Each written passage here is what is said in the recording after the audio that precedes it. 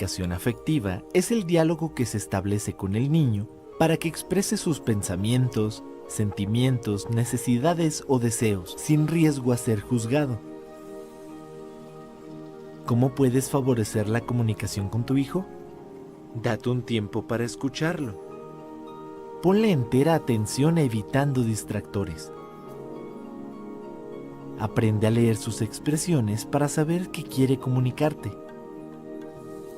Muestra que estás poniendo atención mirándolo a los ojos, poniéndote a su altura y cuidando tus gestos. Escucha lo que te tiene que decir antes de intervenir y respeta su opinión aún sin estar de acuerdo. Permite que se exprese sin interrumpirlo y valida todos los sentimientos que exprese sin calificarlos como buenos o malos. Cuando existe una adecuada comunicación, tu hijo se siente vinculado contigo, aceptado, reconocido, comprendido, seguro de sí mismo, importante en su familia y confiado para decir lo que piensa y siente. Recuerda que para que los niños hablen y compartan sus experiencias, necesitan ser escuchados. El inicio de un diálogo comienza cuando se validan las emociones y pensamientos del niño sin juzgarlo y siempre sabiendo que es amado.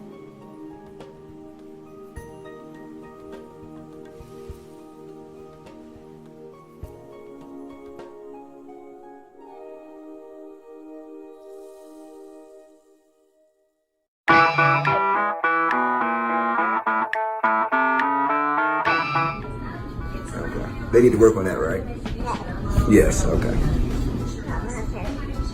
Did you understand it though? No. Okay. All right. Huh? Oh, no, not this one. This is the grand finale of this. Yeah, that's the last one. That's what I was wondering. I don't know what they're gonna do next season because they did some stuff this time.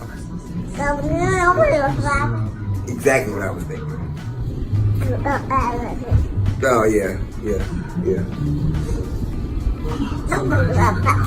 Right, don't bring that again. You know what I'm saying? Don't do the same stuff. You know what I'm saying? Yeah, I was thinking that. Yeah. Like go somewhere else with that, but don't bring it here. You know what I'm saying? Yeah.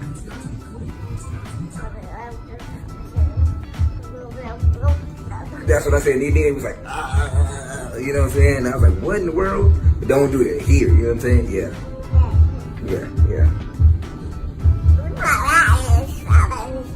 Really? I thought the same thing. We think a lot alike, huh?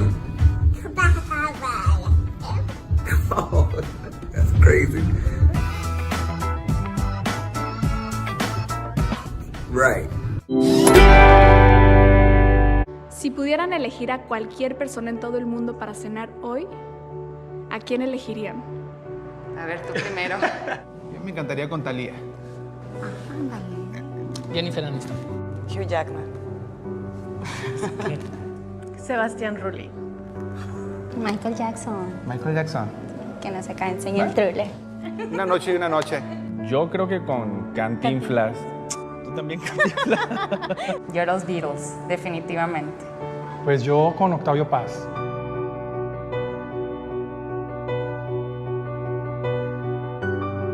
Si pudieran cenar con cualquier persona en el mundo, ¿con quién sería?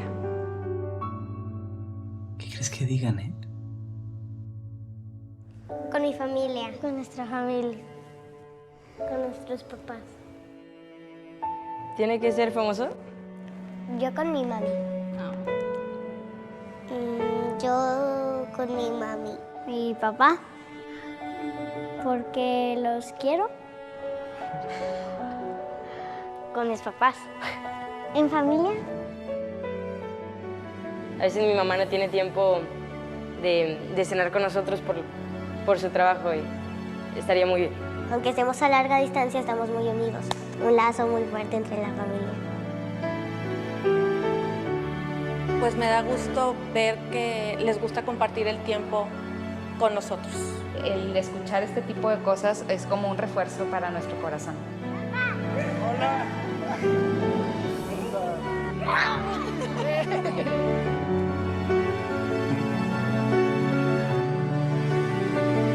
Oye, papi, ¿qué vamos a cenar?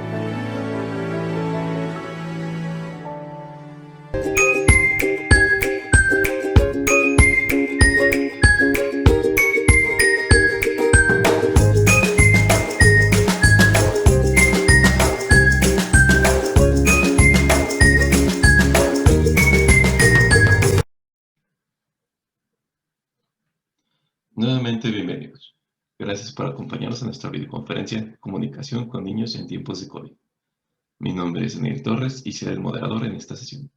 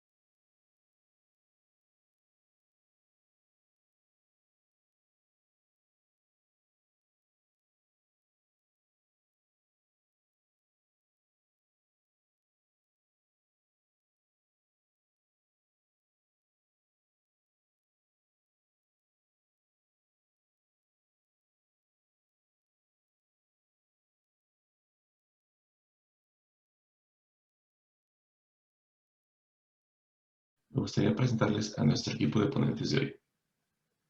Consuelo Anaya Jiménez. Es licenciada en Psicología. Tiene más de 20 años de experiencia en la capacitación y organización de eventos empresariales, desarrollo personal en empresas y público en general. Es creadora y organizadora de la primera exposición de emprendimiento en América Latina, Expo Pequeños Emprendedores, realizados en Expo Guadalajara, con asistencia de más de 5,000 personas entre 2013 y 2018. Desarrolló habilidades de liderazgo en la construcción de redes de mercado, creando una organización de 1,200 personas, alcanzando rango de líder oro. Sankey Nanotechnology.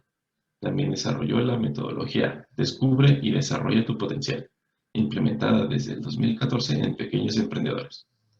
Cuenta con un diplomado titulado Los secretos del éxito ilimitado, que tomó en Miami, Florida, así como certificaciones como capacitador, conferencista e impartición de cursos en formación de capital humano. Es trainer certificada por Lego en metodología Lego Serious Play, en dinámicas de Grupo Gersa y consultores, también como coach ontológico.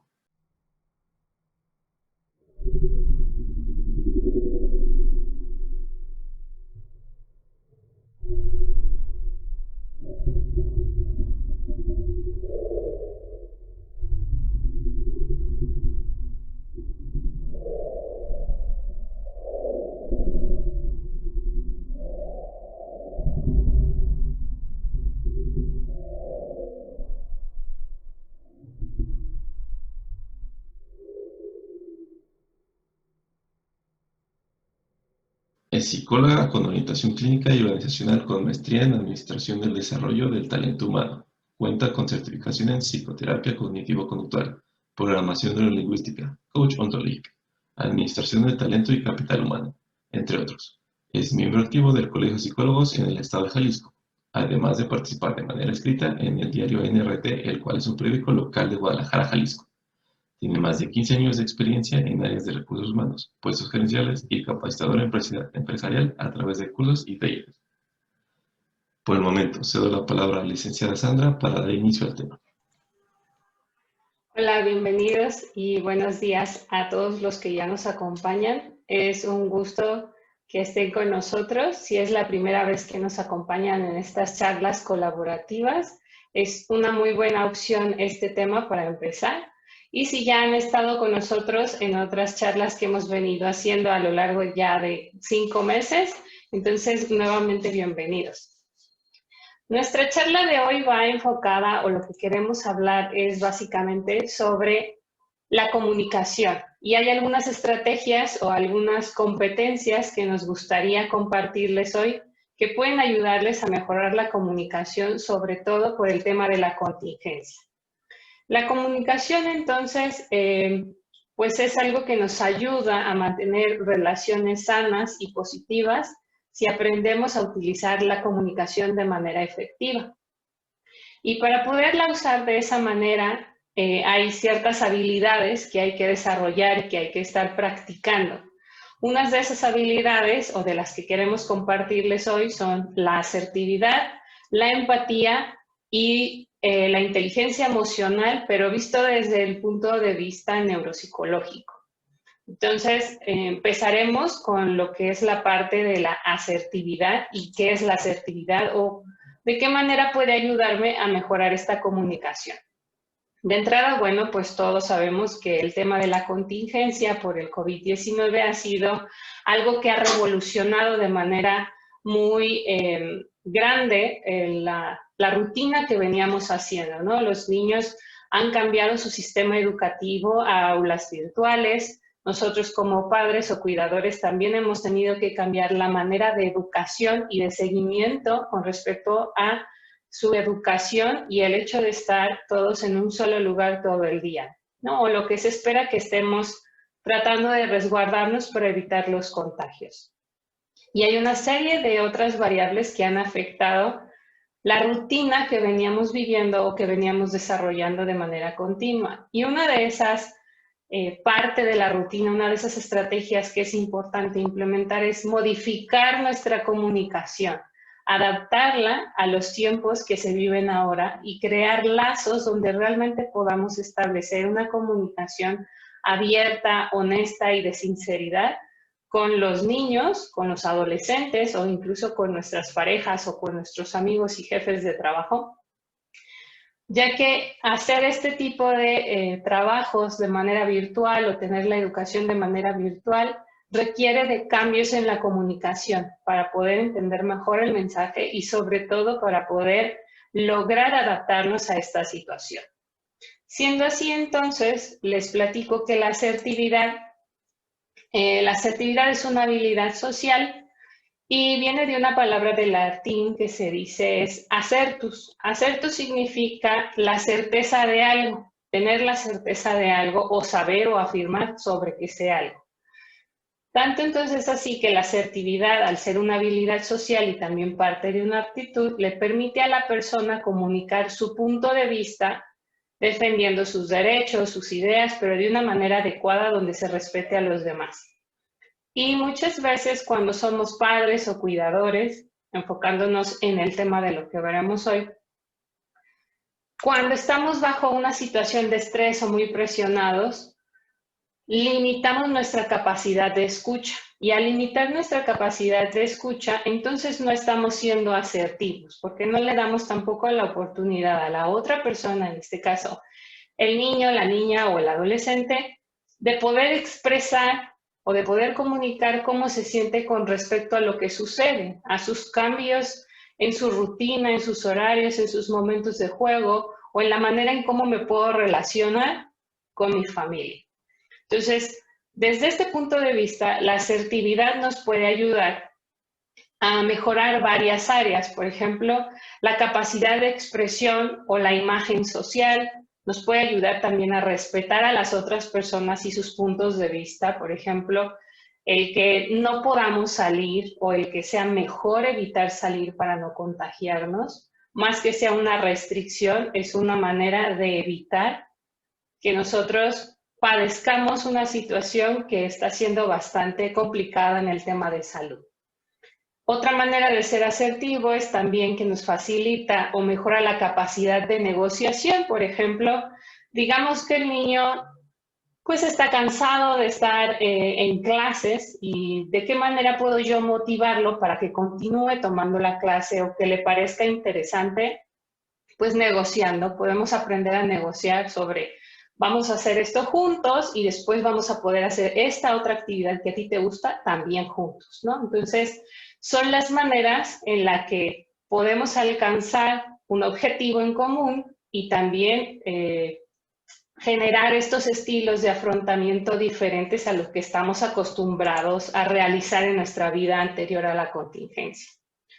Además de que la asertividad ayuda a resolver controversias. ¿A quién no le ha pasado que pues tengamos diferentes tipos de ideas?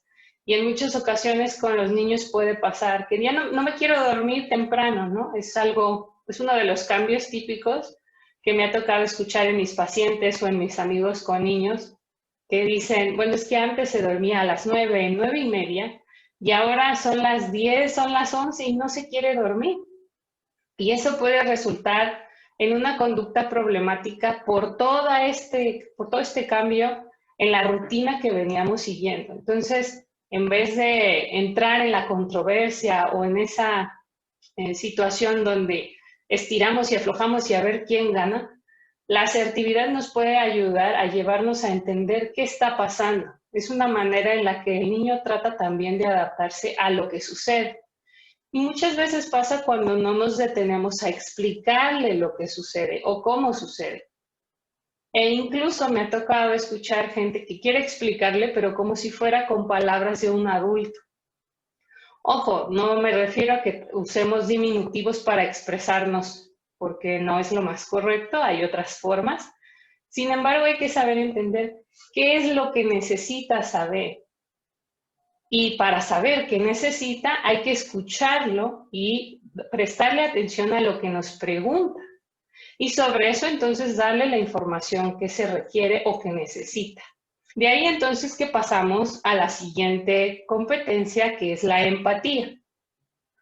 La empatía, entonces, se entiende como esta intención de comprender los sentimientos y emociones, además de intentar experimentar de una manera objetiva y racional lo que el otro individuo siente o lo que la otra persona está sintiendo. La palabra empatía viene del griego que significa emocionado. Emocionado significa que estoy viviendo una emoción, ¿no? Entonces, por lo tanto, la empatía implica ponerme en el lugar de otro y entender lo que está viviendo desde su perspectiva, sin juzgar, sin creer si es bueno o es malo, sino simplemente tratar de visualizar, de escuchar, de comprender cómo esta persona está viviendo lo que ocurre. Y en el caso de los niños es muy particular. Todo esto de los cambios en la rutina, de sus estilos de afrontamiento ante esta situación, se permea a través de la educación. Un ejemplo que les puedo compartir para que se den cuenta de esto es, ustedes como cuidadores o como padres o como gente de mayor edad, ¿cómo están enfrentando la situación de la contingencia? ¿De qué manera o qué estrategias están utilizando para adaptarse a lo que sucede?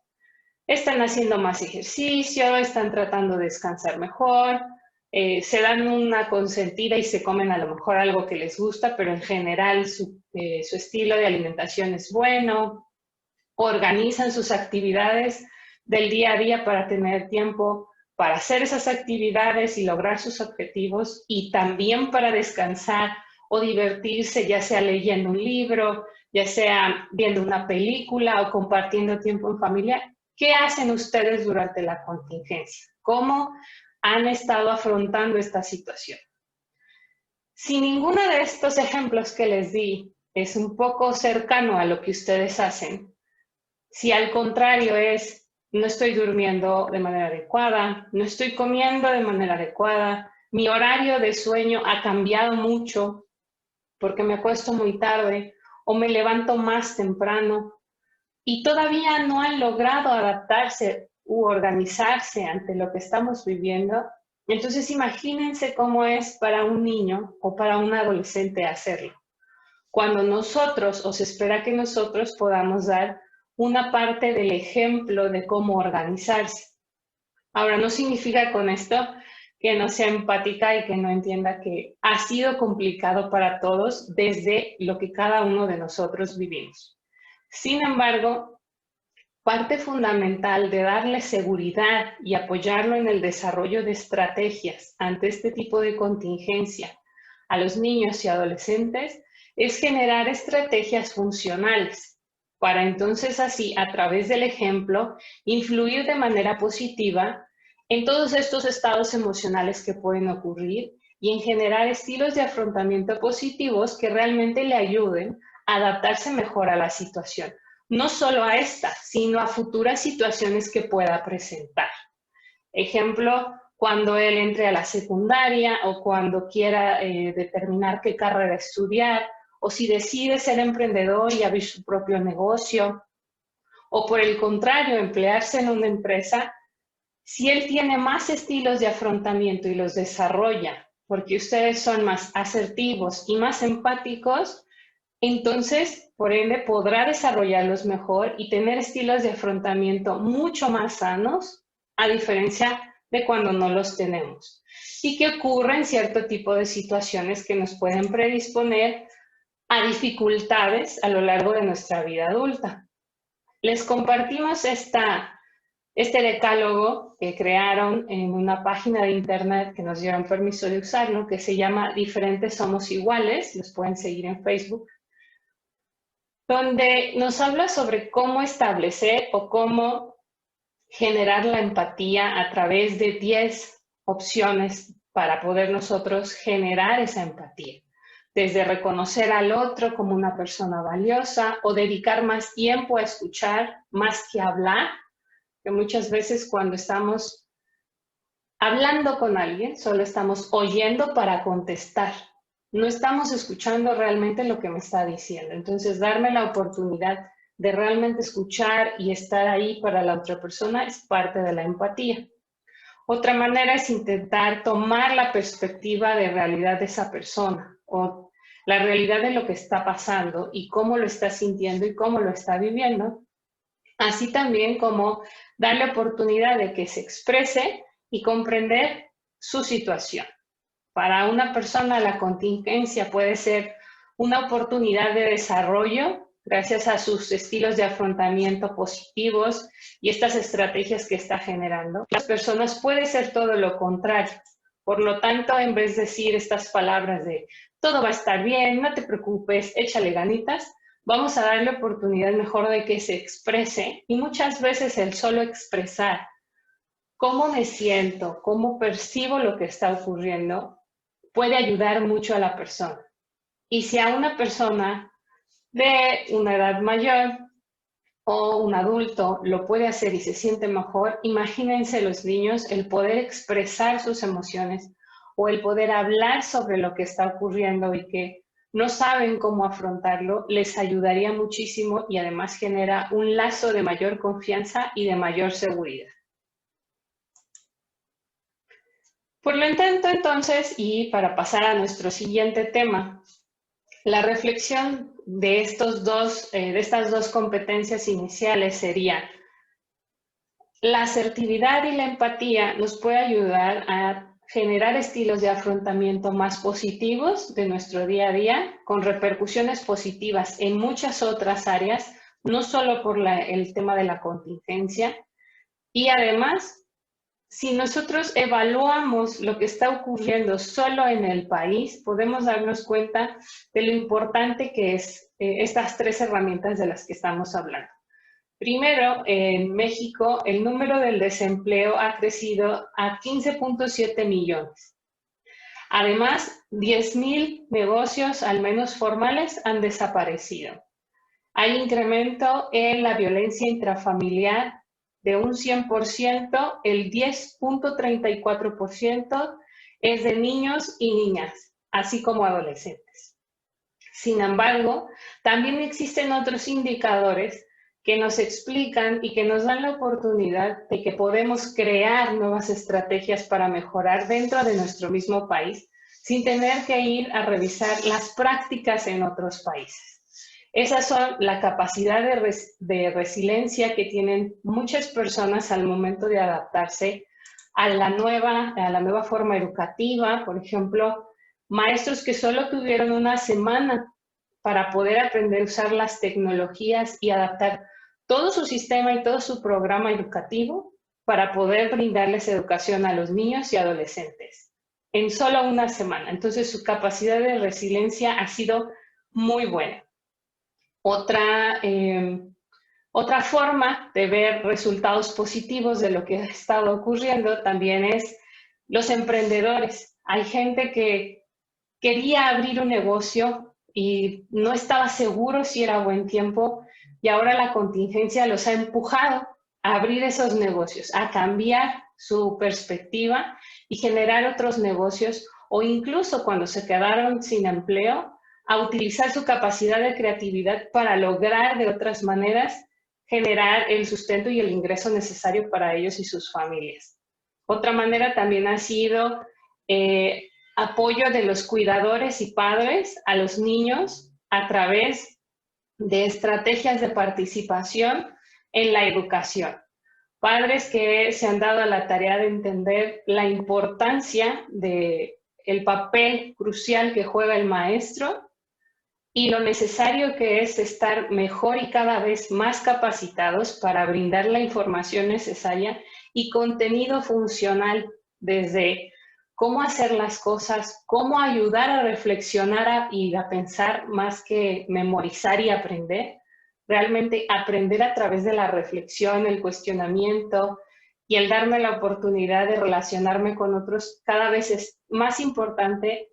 Que empresas grandes han generado que, por ejemplo, esta plataforma de Zoom, que antes mucha gente no la usaba, ahora la utilicen para hacer videollamadas familiares, reuniones o incluso noches de cóctel con los amigos o los niños, jugar en línea, ¿no? Entonces, ha tenido sus ventajas. Hay indicadores que nos presentan grandes ventajas si nosotros aprendemos a utilizar esta oportunidad como una oportunidad de desarrollo más que como una limitante. Para continuar con nuestro tema, cedo la palabra a la licenciada Consuelo, quien les va a seguir hablando sobre estas estrategias que nos pueden seguir ayudando y para que ustedes sigan aprendiendo con nosotros. ¿Qué tal? Muy buenos días, ¿cómo están? Bienvenidos, qué gusto estar aquí el día de hoy con ustedes. Le agradezco primeramente a Sandra la invitación. Y pues me va a encantar el día de hoy compartir este tema con ustedes, que es cómo comunicarme con los niños en épocas de COVID. Eso, listo. Ok. Les voy a hablar rápidamente del impacto de las emociones en épocas de COVID. Thank you. Ok, fíjense bien. Primeramente, me gustaría mucho a quienes son padres de familia y nos acompañan el día de hoy, hacerles la siguiente reflexión. ¿Ustedes creen que padres e hijos piensan y sienten igual? Obviamente no. Pero nosotros los padres muchas veces nos acostumbramos a hablarle a nuestros hijos desde mi punto de vista, desde mi perspectiva y desde mi yo adulto. Entonces, acostumbramos a hablarle a los niños como adultos, pretendiendo que el niño entienda, piense y razone como un adulto, lo cual nunca va a ser así. Ahorita es muy importante en este momento lo que los niños están pasando en esta época de COVID, que no es exactamente las mismas preocupaciones que tiene un niño que las que va a tener un papá en esta época de COVID. La mente está conformada por lo que cada uno pensamos, sentimos, expresamos, y por diversos factores que digo, en este espacio no sería muy largo que les explicara qué es lo que es la mente. Pero básicamente, la mente de un niño, lo que conforma la mente de un niño, no va a ser por nada como es la mente de un adulto. Y entonces el adulto siempre se va a estar comunicando con el niño desde su parte, de su mentalidad de adulto. Que no va a ser lo mismo, no van a ser las mismas preocupaciones, no van a ser la misma perspectiva, no va a ser las mismas expectativas, nunca va a ser igual. Y fíjense algo bien importante, que a mí me gusta mucho en los cursos que siempre doy, es la primera parte en los que me gusta concientizar a las personas. En esta época de COVID, ¿por qué nos estamos preocupando? ¿Por lo que vemos? Que son las enfermedades, el grado alto índice de contagios, el que no podamos salir, lo que estamos viendo que está pasando a nivel económico, las perspectivas que tenemos, todo lo que está aconteciendo. Eso es la parte que vemos, pero hay una parte que no vemos. Y mi pregunta sería esta: ¿por qué te estás preocupando? ¿Por lo que ves o por lo que no ves? Obviamente, ¿qué es lo que va a suceder? Todos nos vamos a estar preocupando por lo que vemos, que fue lo que antes yo mencioné.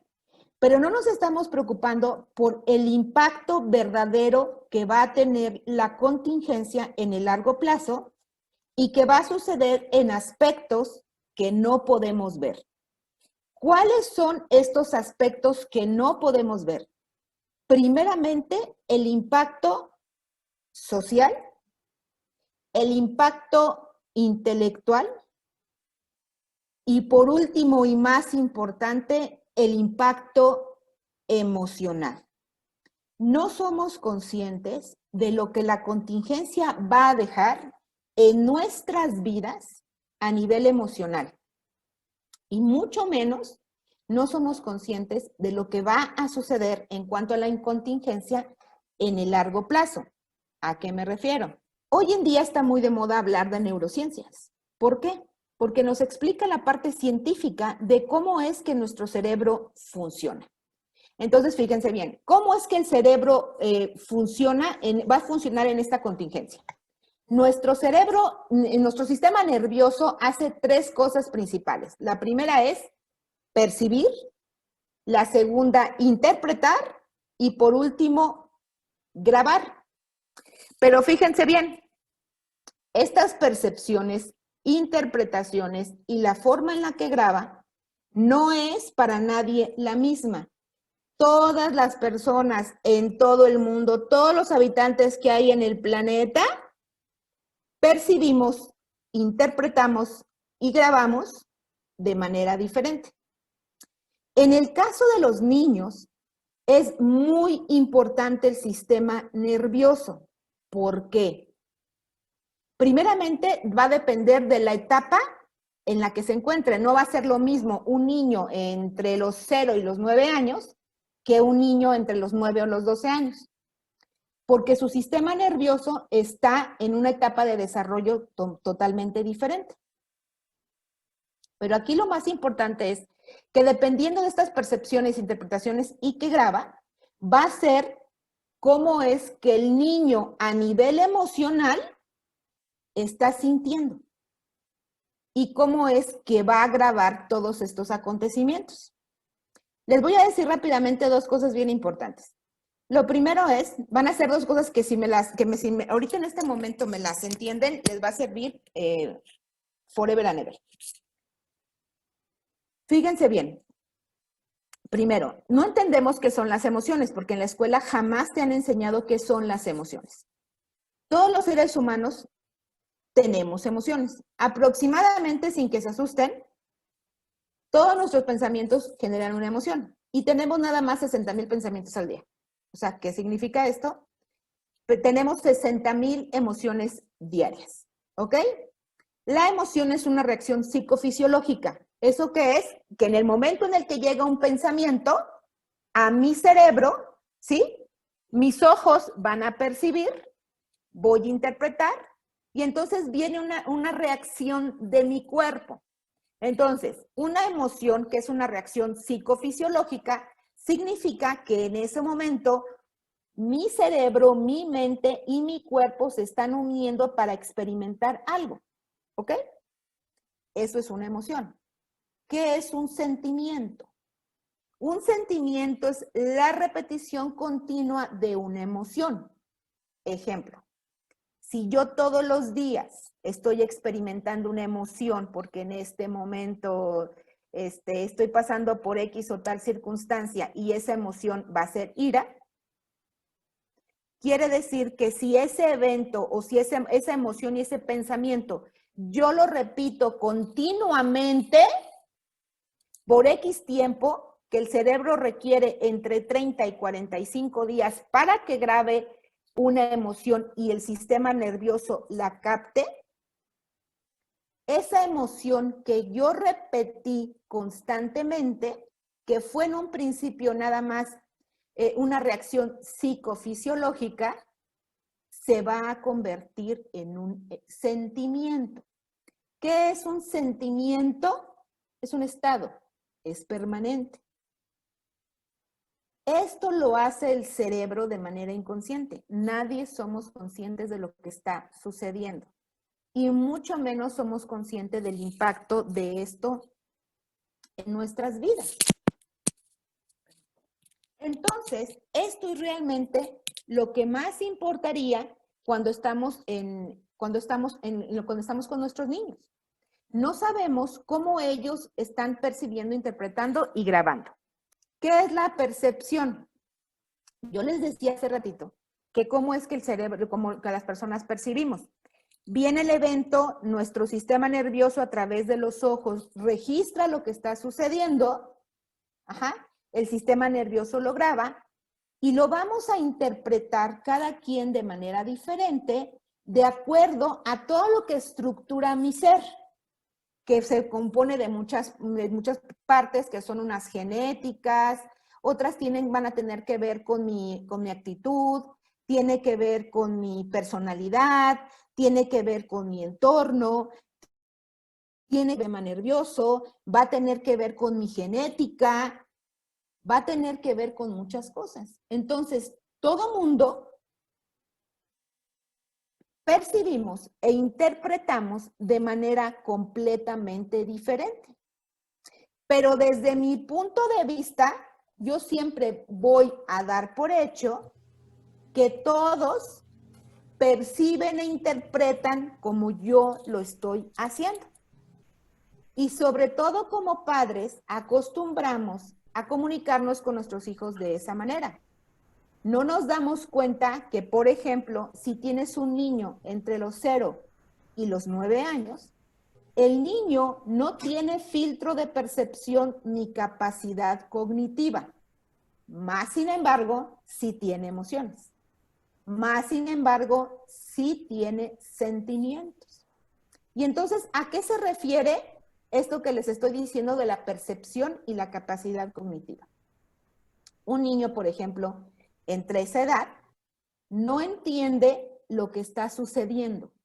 Él no entiende, él no va a entender, por ejemplo, que su mamá lo va a cuidar, y hablando de esta contingencia, que su mamá lo va a cuidar, lo va a proteger y que le está pidiendo que por eso no salga. Los niños no entienden esto. Les voy a poner un ejemplo bien claro para que entiendan lo que es la percepción y la capacidad cognitiva. A un niño chiquito, si tú le dices, les voy a poner un ejemplo de algo que le pasaba a mi marido. Cuando él era niño, dice que iba de vacaciones con su familia a Tampico. Allá hay playa. Y ya entonces, allá les pedía a sus familiares, a sus tías, que lo llevaran a la playa. Y entonces las tías le contestaban, ¿qué día es hoy? No, pues que es martes. Y entonces le decía la tía, mira, hoy van a lavar la playa, no podemos ir. Mañana sí vamos a ir porque ya mañana la playa va a estar limpia. Y él se lo creía. Eso es la percepción y la capacidad cognitiva. La capacidad que tiene el cerebro de razonar, analizar, procesar y evaluar. Un niño no te va a tener esas capacidades. Más sin embargo, los adultos sí las tenemos. Entonces nosotros sí procesamos, sí razonamos, sí evaluamos, sí tenemos percepción, pero nosotros analizamos, decimos, yo me quedo con esto y no me quedo con esto. El niño no lo puede hacer, el niño no lo sabe hacer. Entonces, con esto, ¿qué te quiero decir? que como la percepción y la interpretación es totalmente diferente, nosotros tendríamos que entender cómo es que el niño está percibiendo y cómo es que está interpretando.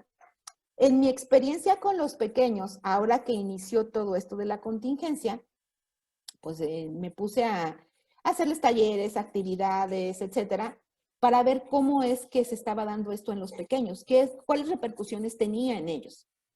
Y entonces, por ejemplo, yo veía, me empecé a ver si había niños que ya tenían cierto grado de, o sea, ya era tanto el tiempo, porque aquí el detalle es que, como les expliqué, un sentimiento es la repetición de una emoción. Entonces, imagínense que ya tenemos ahorita abril, mayo, junio, julio, agosto, 5 meses de contingencia. Entonces, estos niños están percibiendo e interpretando de cierta manera, están teniendo emociones y no sabemos qué emociones son. Y estas emociones, en el largo plazo, se pueden convertir en un sentimiento, lo cual va a ser un estado en el niño.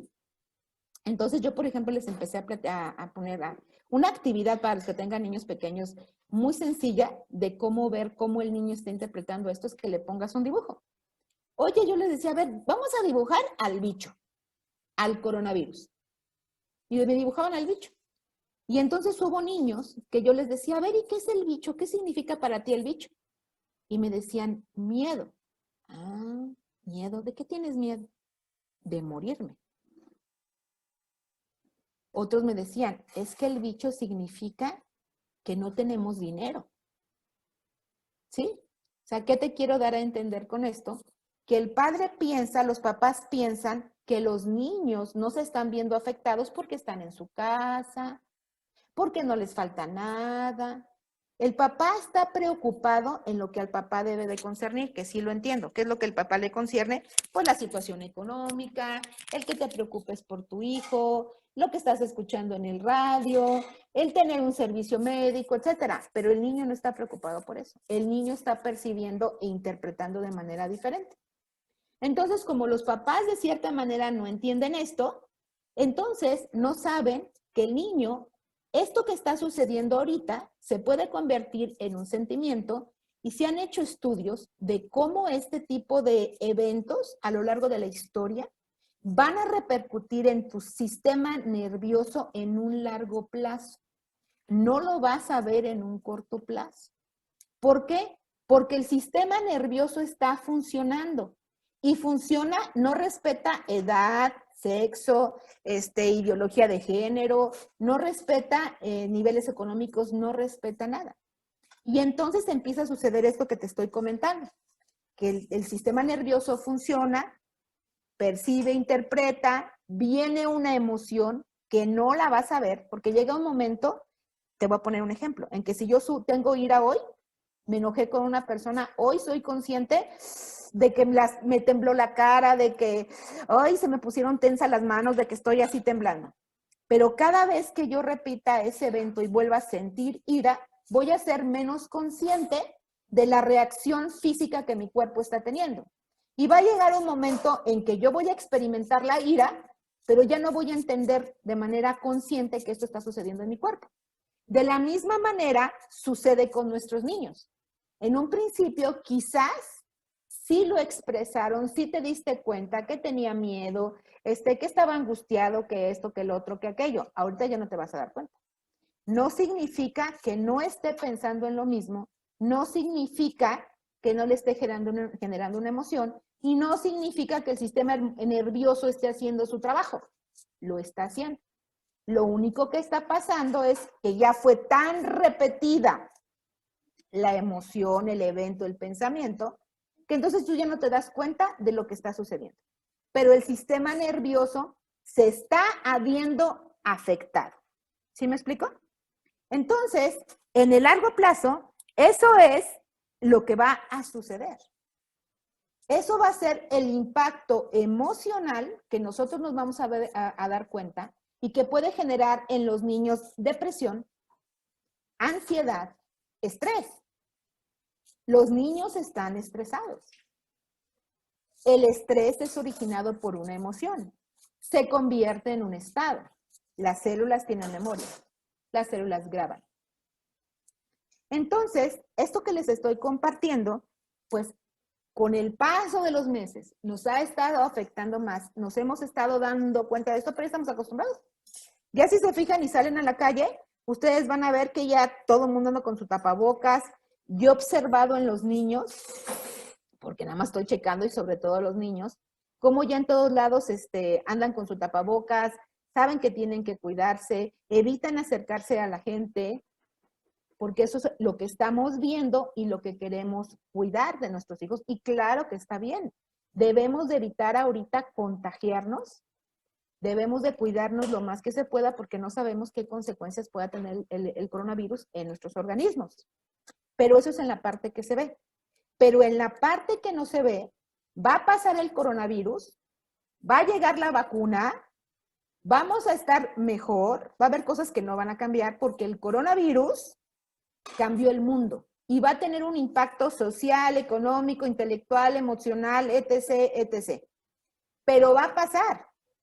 Pero lo que no va a pasar, lo que no vamos a entender, lo que no estamos viendo y es realmente muy importante, son las consecuencias emocionales que el coronavirus va a tener en la sociedad.